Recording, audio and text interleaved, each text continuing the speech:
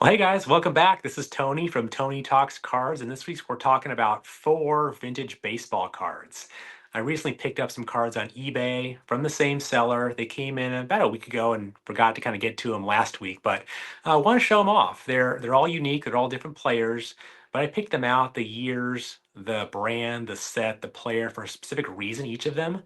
One of them's a rookie card. The other three are mid-career cards, and I'll walk through why I liked these mid-career cards of these players, the sets themselves, and some of the statistics on the back that I like to look at too, and which meant something to that player and to me as well. So we'll get into it here with these 4 cards. And funny enough, I looked at them before the video, kind of remembering the stats I like, the player, what awards they won in their career, things like that, and realized 3 of them are White Sox.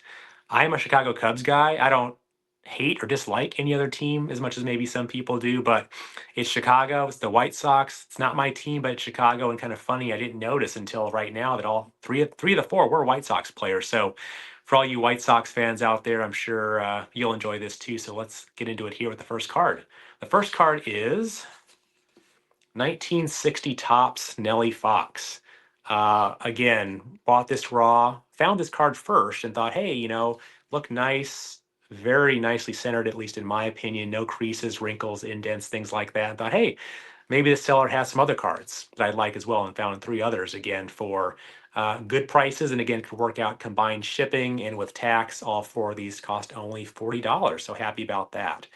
But I always liked the 1960 set. I like the 2 pictures, the kind of the color pose, and then the kind of in action black and white pose.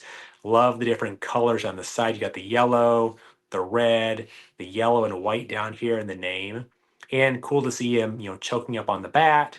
You see the number right there. And Nellie Fox, again, played for a number of years. I think back in the late 40s, he may have come into the league, played into the 60s. But this is card number 100. And if you know anything about cards and patterns, football and baseball, maybe basketball did too. If a player was good, an all-star, all-pro, they usually got the numbers that are rounded, like 100, 200, 450, 250, things like that, or number 1 even too. So again, this card, 1960 Topps Nellie Fox, Hall of Famer. In 1959, he was the AL MVP. And funny enough, looking at the back of his card, I don't know his stats as well as I know other people's stats, but only had 2 home runs and 70 RBI. I mean, can you imagine right now someone winning an MVP, let alone being in the top 20 MVP voting, only having 2 home runs? Again, just a different time, different year, different expectations. But again, kind of cool on the bottom too. It talks about his season highlights, and on November 12th, 1959, presumably, November 12th, wins MVP award. So kind of cool to have that showing on the back of his card too. And again, if you've seen my video and paid attention to some of the stuff I talk about, I like to pick up cards that memorialize a player's key, maybe high point or one of their high points in their career.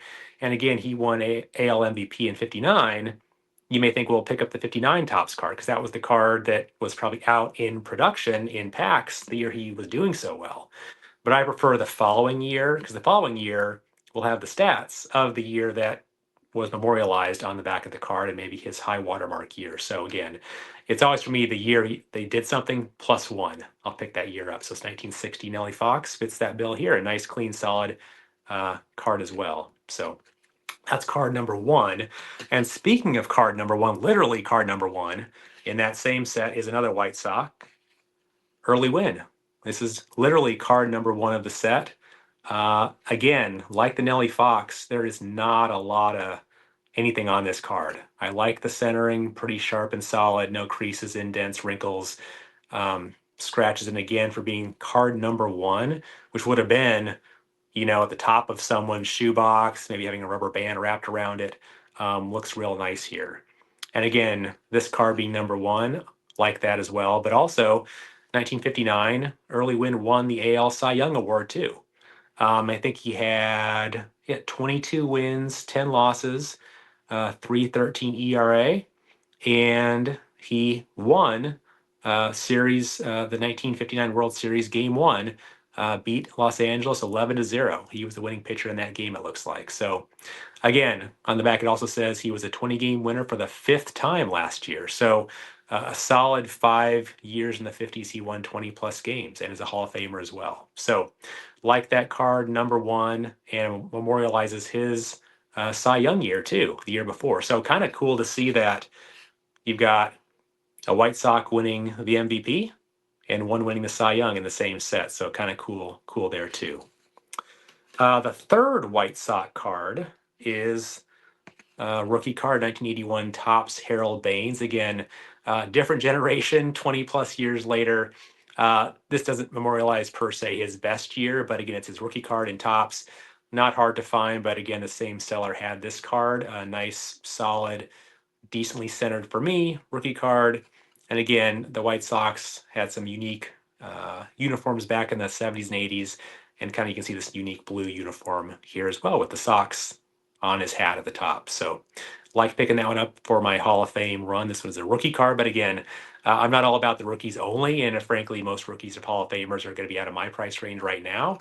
So for 80s cards, if I can find one that's clean and not too crazy, I'll pick that one up as well. So third out of four right there. And the fourth card out of four that rounded out my $40 eBay purchase, all in, right? Taxes, fees, shipping, all that, is not a White Sox, surprisingly enough. It is a Minnesota Twin, Jim Cott. So again, mid-career card, Jim Cott began pitching in the 1950s. I think late 50s may have been his rookie card, and pitched until I think his last Topps card was 1983 or 84 Topps baseball. So had a nice long career that spanned, I think, a 1 year, and it looks like, oh, on the back of the card, I can actually see it here. The 1 year he pitched for Washington in 59, and then I guess really pitched over four different 10-year decades. 1 year in the 50s, 10 in the 60s, 10 in the 70s, and then a few early years in the 1980s. So had a quite a long longevity there too. And I think he was recently elected to the Hall of Fame in the last couple years. Um, so that's cool to see there too. But again, why did I pick this card out? Well, again, same seller, nice, really nice centering on this, no creases, wear, indents, things like that.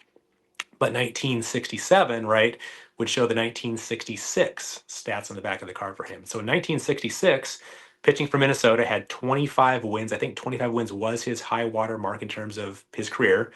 25 wins, 13 losses, a 2.74 ERA.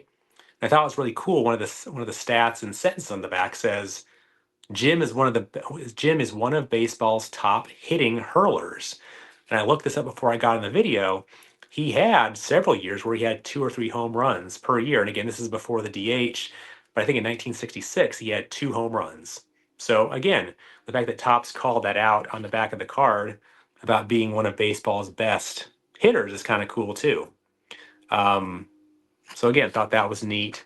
Again, the cool thing about this card and other cards like him is where people pitched a long time. I'm sure his 83 Topps card probably has, the whole card's filled with his stats on the back, given they would have been almost, 25 years of statistics. So here it's not so bad. Leaves some room for, 3 or 4 sentences about his year with the Twins. And also kind of cool, I may do a video on this as well now that I think about it, but some of these cards from the 60s, 70s, right, you can see in the back advertisements, right? I think that one says Harris Laundry, either laundromat, detergent, something like that. So again, where was this? Was this in Minnesota? Was it in spring training? Was it in some other field? And kind of curious. And I love seeing the advertisements, kind of where that company was. And maybe I'll do a video on some other cards I have that have very visible ads in the back, and maybe ads of things we still buy and use today, or ads of things that have kind of gone by the wayside, 30, 40 years later. So again, I like the cards not just for the picture and the person, but also what the stats say, what the entire picture says, and kind of gives a glimpse into that time capsule for a player and baseball in general. So again, those are my 4 cards for $40. Hope you enjoyed the video. I'm always looking to pick up, right, cheaper Hall of Famers, hopefully nicely centered, not too crazily beat up.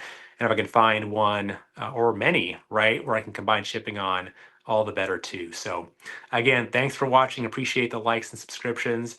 If you like this, definitely leave me a comment. Let me know what cards you like, or maybe some recent pickups you've done that are that have been more cost efficient. And I'll come back to you soon with another video. So take care and have a great rest of the week. We'll see you. Bye.